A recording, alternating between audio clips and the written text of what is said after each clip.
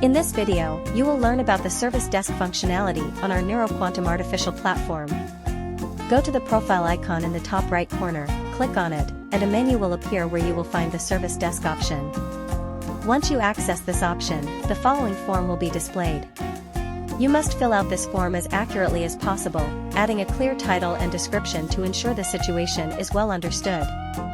You will need to select the type of task, a complaint, reporting an error, or submitting a suggestion. Finally, and most importantly, you must specify the microservice related to your request.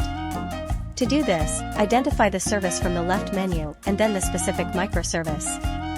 For example, it could be the chatbot service and the conversations microservice. You can also upload up to 3 images to provide evidence or help explain the problem, complaint, or suggestion. Once the task is submitted, a tracking number will be sent to your email, allowing you to monitor your request.